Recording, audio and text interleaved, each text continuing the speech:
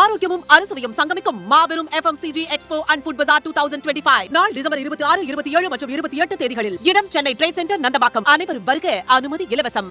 मामाविल प्रणामम and भांजे भांजे गुलुक्कू and एनवान सगोदर सगोदरी गलुक्कुम व्यवसाय गलुक्कुम एंड बड़क्कम.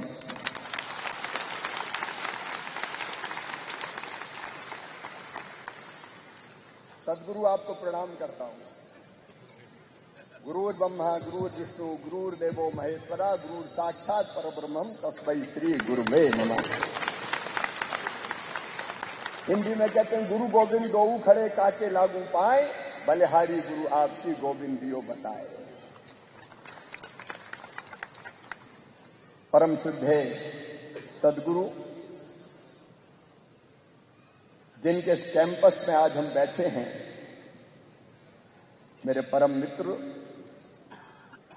लोकसभा के पूर्व deputy speaker doctor N Thambi Durai ji, member of parliament Lok Sabha आदरणीय के गोपीनाथ जी, होसुर के MLA श्री भाई Prakash ji, ex MLA Shri doctor K A Manoharan, mayor Hosur Shri S Sathya ji, Sanjay Khanna ji, Girish Krishnamurthy ji, B Karthikeyan ji और यहाँ उपस्थित मेरे प्रिय बहनों भाइयों भांजे भांजियों, दोनों हाथ जोड़ के सिर झुका के आपको प्रणाम करता हूं, आपको नमस्कार करता हूं. இந்த விழாவில் முன்னெடுத்து தலைமை தாங்கி நடத்தும் சத்குரு அவர்களுக்கும், மேலும் மேடையில் அமர்ந்திருக்கும் எல்லா அறிஞர் பெருமக்களுக்கும், இந்த விழாவிற்கு வருகை தந்திருக்கும் அனைத்து விவசாய பெருமக்களுக்கும் எனது பணிவான வணக்கத்தை தெரிவித்துக் கொள்வதில் பெருமைப்படுகிறேன். होसुर तो अद्भुत भूमि है.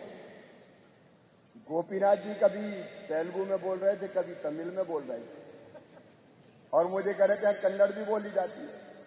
ये तमिल तेलुगु और कन्नड़ का त्रिवेणी संगम है. ஓசூர் நகரமானது ஒரு அற்புதமான நகரமாக எனக்கு படுகிறது. கோபிநாத் அவர்கள் தமிழில் பேசுகிறார், கன்னடத்தில் பேசுகிறார், தெலுங்கில் பேசுகிறார். இந்த மூன்று மொழிகளும் சங்கமிக்கும் ஒரு त्रिवेणी संगमமாக எனக்கு இந்த ஓசூர் நகரம் படுகிறது. लेकिन एक और संकल्प मेरे मन में पैदा हुआ है. हर भारतीय को कम से कम एक दक्षिण भारतीय भाषा जरूर सीखनी चाहिए. मैं भी सीखने की पूरी कोशिश करूंगा. இப்பொழுது எனது மனதில் ஒரு எண்ணம் உதிக்கிறது. எல்லா இந்திய நாட்டவருக்கும் நமது தென்னாட்டின் பாஷையை ஒன்றை அறிந்து கொள்வதில் முக்கிய அம்சமாக அது கருதப்பட வேண்டும். என் மனதிலும் அந்த எண்ணம் தோன்றுகிறது. सदगुरु आपको हृदय से धन्यवाद देता हूं. संत केवल वो नहीं होते जो हिमालय की कंदराओं में बैठ के अपने आत्म कल्याण के प्रयास करते हैं. केवल मंदिर में जाके पूजा और आरती करने वाले भी केवल संत नहीं होते.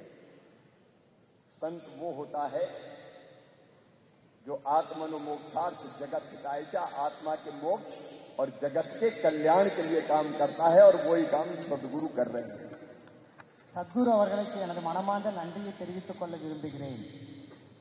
தேச சேவையே முக்கியமான சேவை. அது கோவில்களில் அமர்ந்து பணிபுரிவதால் மட்டும் நடப்பதல்ல. மக்களுக்கு நாம் சென்று அவர்களுக்காக நாம் பணி செய்வதே உண்மையான தேச சேவை என்று நான் கருதுகிறேன். भारतीय संस्कृति और दर्शन का एक लाइन में अगर मैं कहूं सार क्या है तो वो है एक ही चेतना हम सब में विराजमान है. मनुष्य मात्र में एक ही चेतना है, हम एक हैं. इसलिए हमारे देश में कहा गया है आत्मवत् सर्वभूतेषु, सबको अपने जैसा मानो, जियो और जीने दो.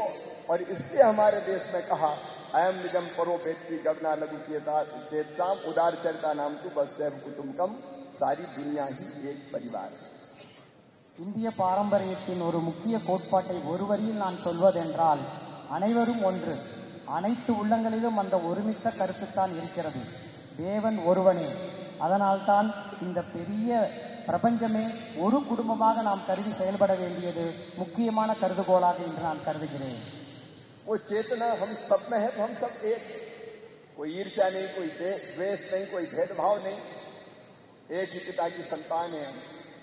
लेकिन वो चेतना केवल मनुष्य मात्र में नहीं है, वो चेतना प्राणियों में भी है, पशु पक्षियों में, कीट पतंगों में, और केवल इतना ही नहीं, पेड़ पौधों में भी वही चेतना है। नदियों, समुद्रों, पहाड़ों में, ग्रह नक्षत्र तारों में बस एक ही चेतना है। हम सब एक ही चेतना के अंग हैं। அந்த இயற்கையான சக்தி என்பது மனித ரூபத்தில் மட்டுமல்ல, பிராணிகளிடத்திலும் இருக்கிறது, தாவர ஜந்துக்களிலும் இருக்கிறது. அத்தனை ரூபத்திலும் அடிப்படையாக இருக்கும் அந்த சக்தியைத்தான் நாம் போற்றப்பட வேண்டி இருக்கிறது. அந்த ஒரு சக்தி தான் எல்லா மனிதர்களிடத்திலும் பிராணிகளிடத்திலும் ஒரே சக்தியாக விளங்குகிறது, ஒரே ரூபமாக விளங்குகிறது. அதை போற்ற வேண்டியது நமது கடமை. और इसलिए हमने नदियों को केवल जलवाहका नहीं माना, हमने मां माना है। गंगा, सिंधु, कावेरी, यमुना, सरस्वती, रेवा, महानदी, गोदा, ब्रह्मपुत्र, पुनात्मन, ये पवित्र माताएं हैं हमारी. உங்களுக்கு தெரிந்தது போலவே நாம் எல்லா நதிகளிலும் நமது தாய்மார்களைப் போலவே நாம் கருதுகிறோம். நமது அன்னை ரூபத்தில் அவரை வழிபடுகிறோம். காவேரி, கங்கா, பிரம்மபுத்திரா எல்லா நதிகளுக்கும் நமக்கு அன்னை ரூபத்தில் நாம் வழிபடுவது நமது தேசத்தின் பாரம்பரியமாகும். इसलिए हमने नदियों की भी पूजा की, लेकिन हमने पेड़ों में भी वही चेतना देखी, इसलिए हमने पेड़ों की पूजा भी की. पीपल, बरगद, केला, नारियल, ये केवल वृक्ष नहीं है, इनकी हम पूजा करते हैं. और इसलिए करते हैं कि यही तो हमें जिंदगी देते हैं, जीवन देते हैं. पेड़ हमें ऑक्सीजन देते हैं, जिससे हम जिंदा रहते हैं. अगर पेड़ नहीं होंगे तो हम भी नहीं होंगे.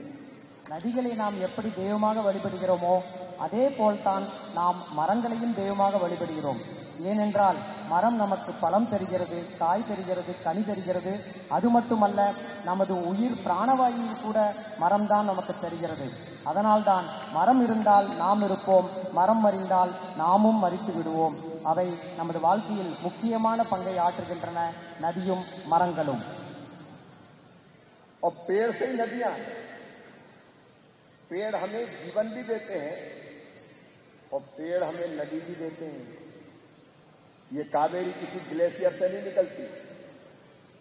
कावेरी तो बरसात जल को जो बरसात में आता है, बड़े पेड़ इसको अवशोषित करते हैं और बाद में बूंद बूंद के वो पानी झरता रहता है और वही कावेरी बनता है, वही नर्मदा बनता है.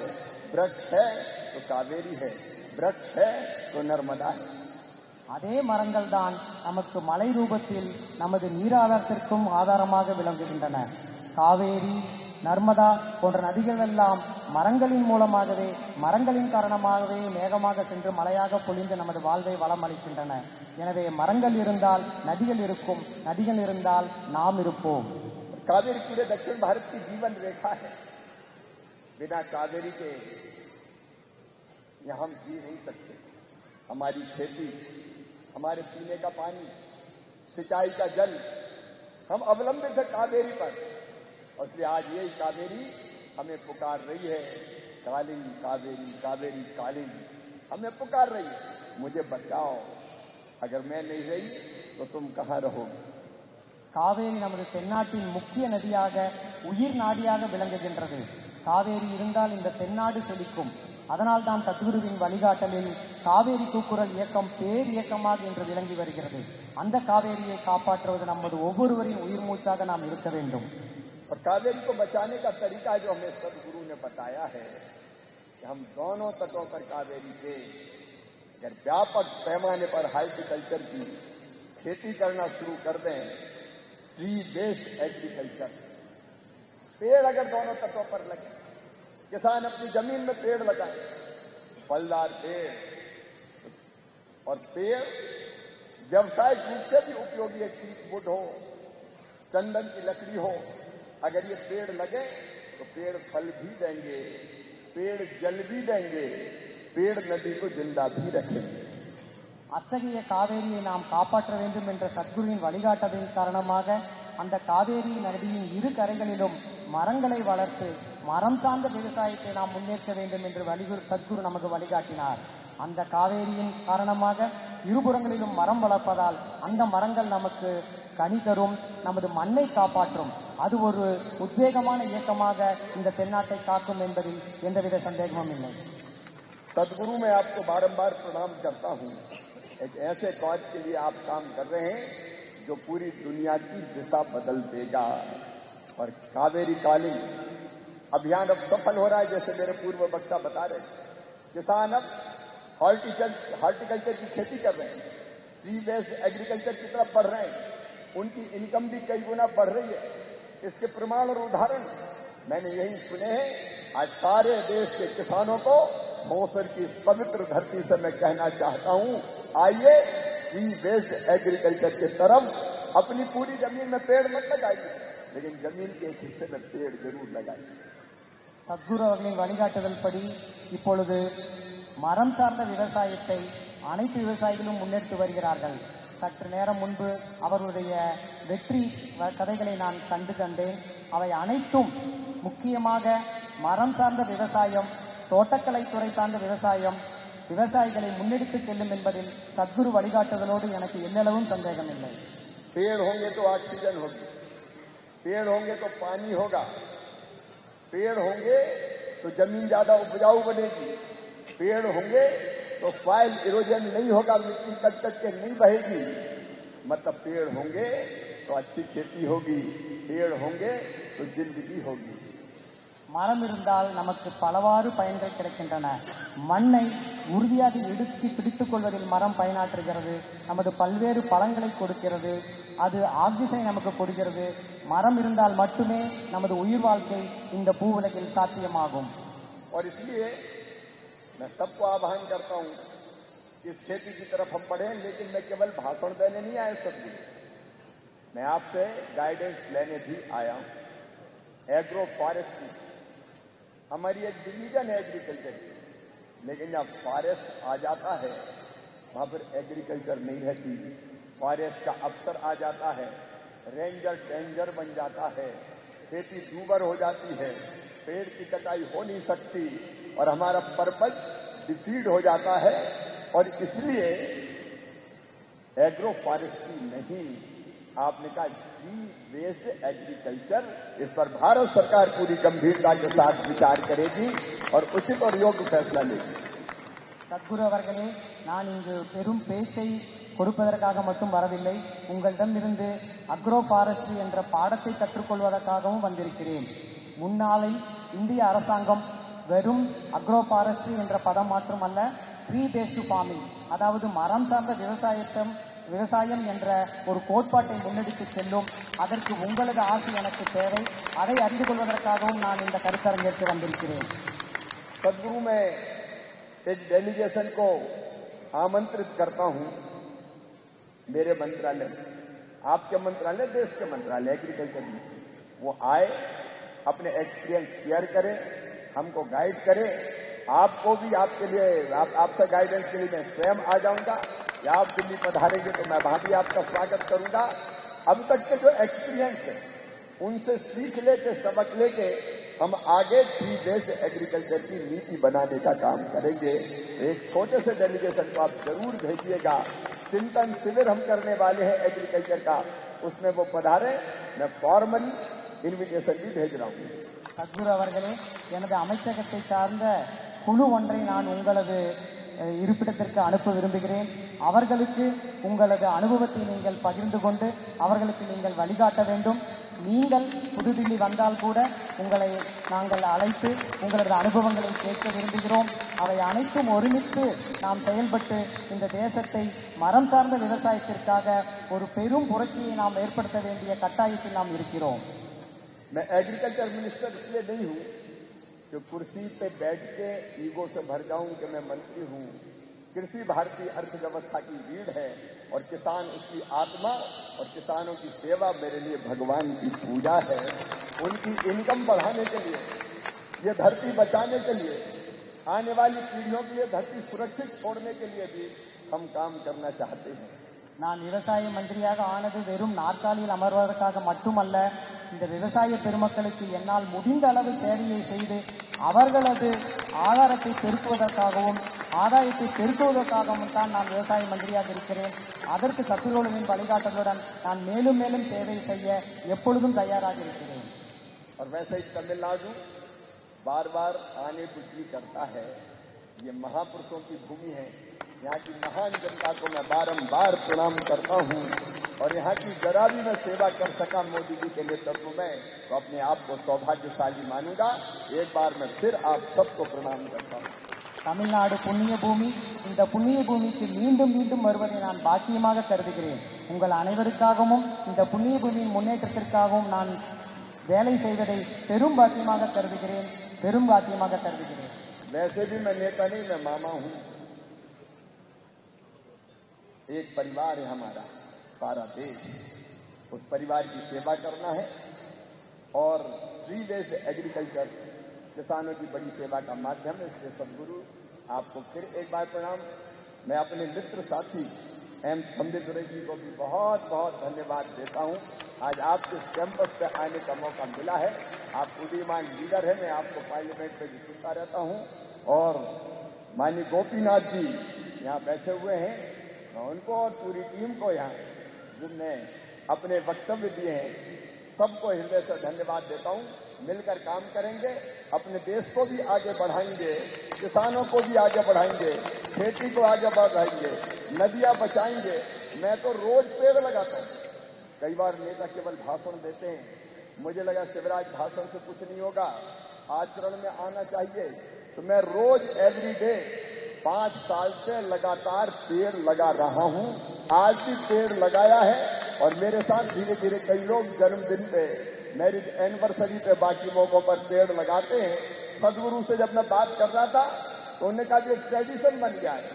अगर बेटी जन्म ले तो 5 पेड़ लगाओ और बेटा जन्म ले तो 10 पेड़ लगाओ.